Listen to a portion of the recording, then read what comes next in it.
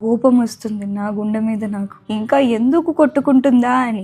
అందరికీ నమస్కారం. ఇంకా ఆలస్యం చేయకుండా అమ్ము నెక్స్ట్ పేజ్ లో ఏం రాసుకుందో చెప్తాను, వినేయండి. లెటర్లో ఇంతే ఉంది. తర్వాత ఏమైంది అసలు అని అక్క వచ్చాక అడిగా. మరి ఇండియాకి రాలేదా అక్క అంటే, వచ్చే ప్రాసెస్లో ఇద్దరం కలిసి బయటికి వెళ్ళాం. డ్రైవ్లో ఏదో అనీజీగా ఉంది, నువ్వు చెయ్యి అంటూ డ్రైవింగ్ నాకిచ్చి వెనక కూర్చున్నారు. సడన్గా చెస్ట్ పెయిన్ అంటూ కాన్షియస్ లేకుండా అయిపోయారు. హాస్పిటల్కి తీసుకువెళ్ళే లోపే అంతా ముగిసిపోయింది. వాట్?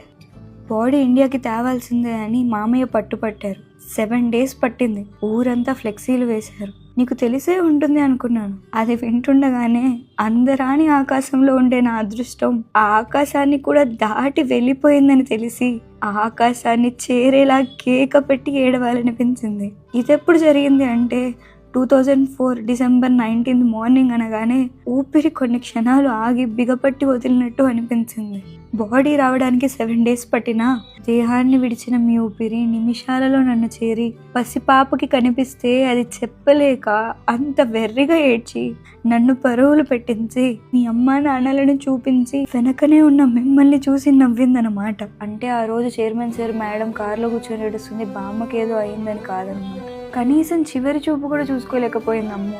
వాళ్ళని పలకరించే ప్రయత్నం చేసి ఉంటే ఈ విషయం ఆ రోజే తెలిసి ఉండేదేమో.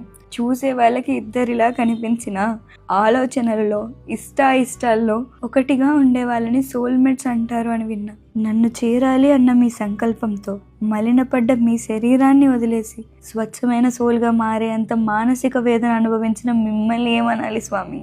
కోపం వస్తుంది నా గుండె మీద నాకు, ఇంకా ఎందుకు కొట్టుకుంటుందా అని. మిమ్మల్ని తలుచుకున్న ప్రతిసారి పట్టు పంచలో చూసి పెళ్లి కొడుకులా ఉన్నారు అని మురిసిపోయిన రూపమే కనిపించేది. ఇకపై ఎలా స్వామి? అక్క ఇవాళ కలవకపోతే బాగుండేది, జరిగిన విషయం తెలియకపోతే బాగుండేది, ఈ నిజం అబద్ధంగానే ఉంటే ఇంకా బాగుండేది.